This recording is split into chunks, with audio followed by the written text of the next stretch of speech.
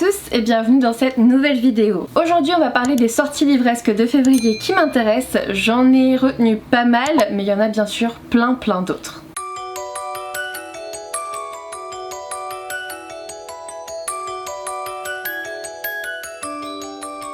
Le premier roman que j'ai noté, je l'ai déjà en ma possession et je vais le lire très vite. Il s'agit de Aurora Squad, donc par les auteurs d'Illuminae, une saga que j'avais adorée. C'est de Amy Kaufman et Jay Christophe aux éditions Casterman, que je remercie pour l'envoi de ce roman, surtout qu'il est arrivé avec un super marque-page qui se reflète dans la caméra, dans la lumière. Mais voilà, un super marque-page et des petits pins je crois, à l'effigie des personnages. Il sort en librairie le 5 février, donc c'est la semaine prochaine. On en reparle très vite parce qu'il me fait diablement envie depuis que je l'ai vu sortir en VO, donc il va pas faire long feu dans ma pile à lire, c'est sûr. Ensuite, alors il me semble que j'en avais déjà parlé en janvier, il s'agit de la sortie du manga La Petite Faiseuse de Livres.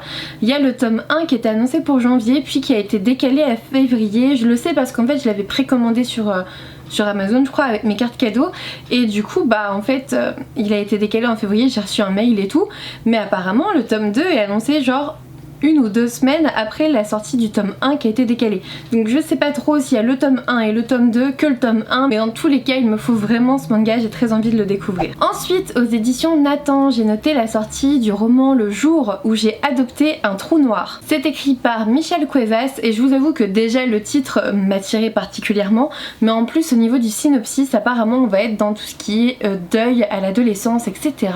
Travail de deuil en tout cas, et ça avait l'air psychologiquement intéressant. Donc ouais, je l'ai noté, je sais pas si je le lirai, je ne sais même plus si je l'ai demandé à Nathan, mais j'ai très envie de découvrir ce roman. Si j'en ai pas le temps, on verra plus tard, on verra les premiers avis, mais il m'intéressait fortement. Ensuite, j'ai noté la sortie du roman Dance of Thieves. Ça va être difficile à dire ça, aux éditions La Martinière Jeunesse, et c'est écrit par Mary E. Pearson. Ce roman me fait trop envie, de 1 par la couverture absolument magnifique, de 2 La Martinière Jeunesse, j'aime bien leur roman de fantasy young adulte, j'avais adoré Un palais d'épines et de roses, j'ai beaucoup aimé Shadow Scent mais on le verra dans une prochaine vidéo, et là je vois qu'il y a ce roman là qui sort en février, je crois que je vais aussi me le faire. Décidément en ce moment il sort de très belles choses, j'ai très envie de découvrir ce roman, ça c'est certain. Ensuite il y a le petit dernier de Veronica Roth qui sort chez Nathan, c'est La fin et autres commencements. J'ai eu l'impression que c'était un roman illustré, j'ai pas trop lu le résumé je vous l'avoue. En général avec cet auteur là, rien qu'avec son nom elle fait vendre les bouquins, donc bon on verra bien.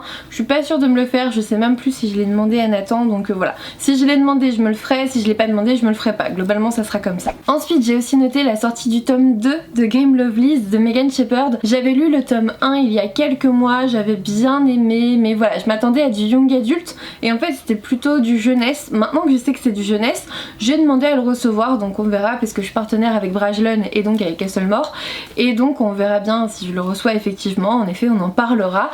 J'avais quand même envie de savoir la suite de cette histoire parce que maintenant que je sais que c'est du jeunesse, je trouvais ça franchement bon en fait.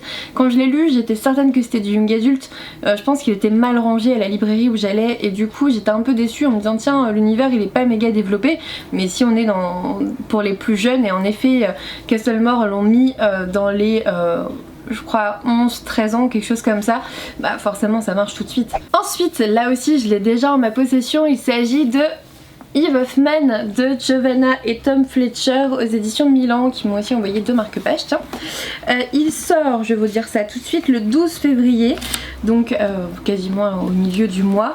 Il a l'air trop bien. En fait on est dans un univers où plus aucune fille n'est née durant 50 ans. Évidemment si vous avez ce roman qui commence par Eve, et j'ai bien aimé le fait qu'il garde d'ailleurs le titre Eve of Man, l'aube de l'humanité finalement, et à la fois Eve, de Ève et Adam, la première femme, et donc vous vous doutez que forcément il y a une femme qui est justement née là, maintenant, et du coup tout repose sur elle. Évidemment elle doit sauver l'espèce humaine parce que l'espèce humaine est en voie d'extinction s'il n'y a plus de femmes, et franchement il me fait trop envie, il me fait super envie. C'est un roman dont on va parler forcément en février. Je vous dis, la Aurora Squad et Eve of Man, je les ai tous les deux dans ma pile à lire de février, début février vraiment. on en parle très très vite. Ensuite, là aussi je vais pas passer à côté de cette sortie, il s'agit de Evermore, le tome 2 de Everless de Sarah Holland aux éditions Bayard. J'avais eu un gros coup de cœur pour Everless, donc il est certain, en fait j'ai déjà précommandé Evermore, je vous le dis tout de suite, parce que oui je suis en partenariat avec Milan Bayard, mais ils proposent pas vraiment de SP des auteurs non français. Voilà, des suites en tout cas. Donc ils proposent des tomes 1 mais pas les suites, ce que je trouve franchement dommage, je le dis, voilà. Parce que c'est comme ça qu'on finit par ne plus imprimer les suites des sagas, en ne les mettant plus en valeur. En plus Caravel c'est chez eux. Je ne dis rien, je vais me faire encore jeter, mais je trouve ça dommage. Voilà, bref, c'est pas grave, hein. Moi je suis comme ça, je l'ai toujours dit. Si on m'envoie pas le bouquin, si j'ai vraiment envie de le découvrir, ça m'empêchera pas de l'acheter. J'ai précommandé Evermore, je l'aurai, je crois qu'il sort le 12 février je crois. Donc bah écoutez, on en parlera très très vite, en février ou en mars, il n'y a pas de pression, mais j'ai trop envie de le découvrir. J'espère qu'il sera aussi bon que le tome 1, vraiment, je serais très déçue si, s'il n'était pas à la hauteur de mes espérances. Ensuite, j'ai aussi précommandé pour le coup L'envol du phénix, le tome 1, Sœur de sang, c'est aux éditions Lumen, et c'est écrit par Nikki Pau-Preto. Dans cette histoire, j'ai compris qu'on allait suivre deux sœurs qui mettent des œufs de dragon dans le feu, et bref, elles savent pas trop s'il va y avoir des dragons, en plus la magie est interdite, s'il y a un dragon, ils savent pas quel sort il va choisir, enfin voilà, il y a plein de choses, ça parle de dragons les gars. De dragon. Évidemment que j'ai précommandé, il me le fallait. J'ai pas de partenariat avec Lumen, il me le fallait, c'est tout. Je l'ai commandé, voilà.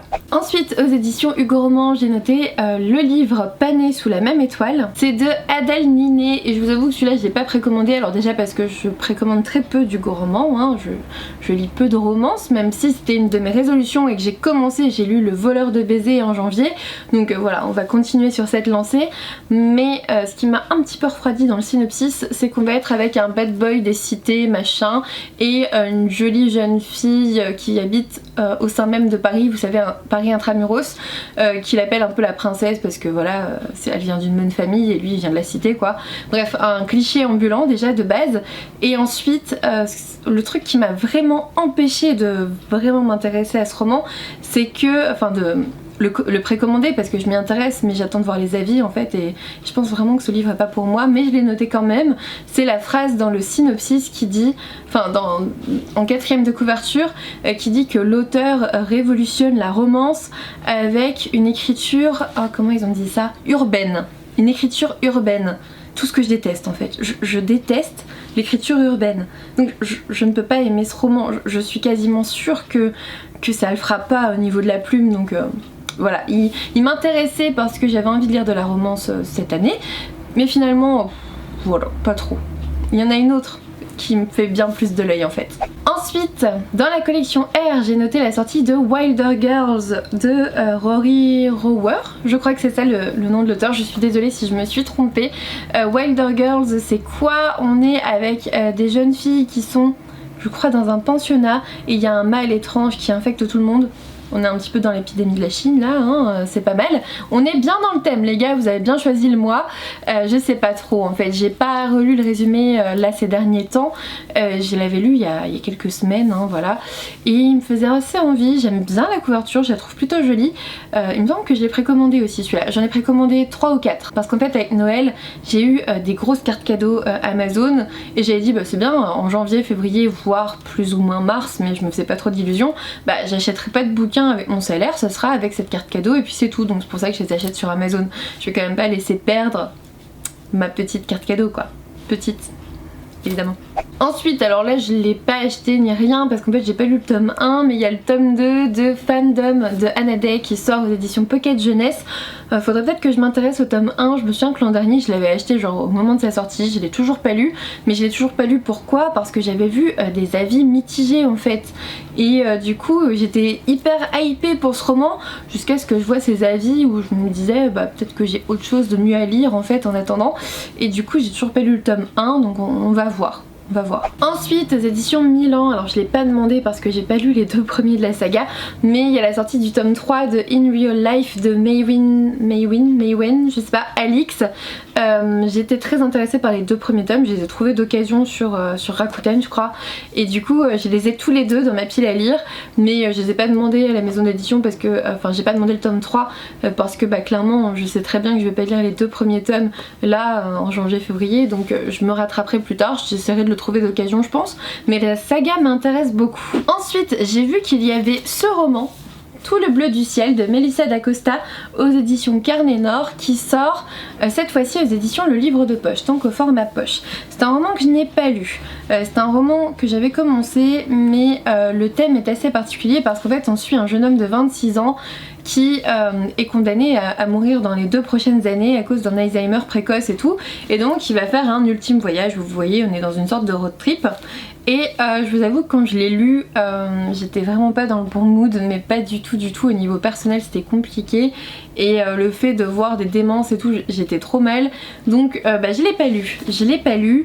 Et pourtant il me fait super envie, mais je pense qu'il faut vraiment que je sois dans un bon mood parce que on lui donne une espérance de vie de 2 ans, j'imagine qu'il n'y a pas de miracle à la fin.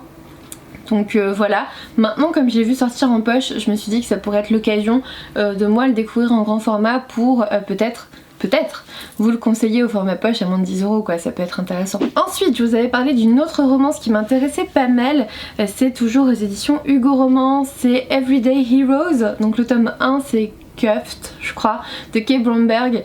Alors là pour le coup en fait on est sur une saga de 3 tomes où on suit je crois 3 frères, un policier, un pompier et un soldat, donc les héros de tous les jours, voilà, avec des uniformes et tout ça.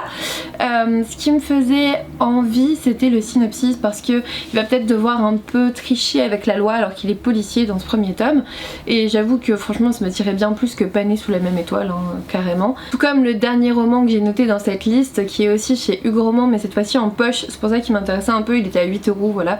Je crois pas l'avoir commandé, je sais même plus ce que j'ai précommandé, mais non je ne crois pas, j'attends. C'est Secret défense d'aimer, donc c'est le tome 1, c'est écrit par Axel Leclerc, et là franchement la couverture me vendait pas du rêve, je trouvais ça pas très joli, mais en même temps ça reste un poche, donc bon voilà, c'est pas trop grave si la couverture est moche. J'ai pas dit qu'elle était moche, pardon, elle est pas à mon goût. Et en fait ce qui m'a plu là-dedans, c'est qu'on va être du côté militaire, avec des soldats et tout. On suit une jeune femme qui va être en contact avec 3 hommes, elle connaît pas, voilà, c'est méga confidentiel, connaît pas leur visage, pas leur vrai nom, machin, et forcément elle va nouer une relation avec l'un des 3 hommes anonymes, et voilà, ils vont, je pense, j'imagine, se plaire et sortir de cet anonymat, de cette confidentialité, sauf que je trouve ça assez original au niveau du thème, et ça me faisait envie, je sais pas, j'attends les premiers avis pour voir si je le tente. Et voilà pour les sorties livresques qui m'intéressent en février, il y en a pas mal. Il y a aussi, j'ai vu la vidéo de Séverine, il y a plein de thrillers, mais le seul qui me faisait envie dans sa sélection c'était je crois Vis-à-vis aux éditions Gallmeister, donc je vous le rajoute, écoutez, voilà, j'ai regardé la vidéo de Séverine tout à l'heure, donc c'est pour ça que je m'en souviens, et en fait je l'ai gardé pour moi parce que c'est un thriller psychologique je crois qui va flirter entre réalité et psychose, et vous savez que c'est totalement ce que j'aime moi dans les thrillers, le côté psychiatrique, donc moi je me le suis noté aussi en plus, mais j'avais déjà fait cette liste hier, donc j'avais un petit peu oublié de vous le dire, mais ça vient de me revenir, voilà, c'est pour ça que je vous le sors. N'hésitez pas à me dire ce que vous avez noté comme sortie pour février, si vous aussi vous avez précommandé des romans qui vont sortir. N'hésitez pas à me dire en commentaire quel roman vous intéresse, quel roman je vous ai fait découvrir et que vous comptez bien lire par la suite en février. Un petit pouce bleu, un abonnement si ce n'est toujours pas fait, avec la petite clochette pour ne pas louper une vidéo, ça ferait super plaisir. Et puis moi je vous dis à bientôt pour une nouvelle vidéo.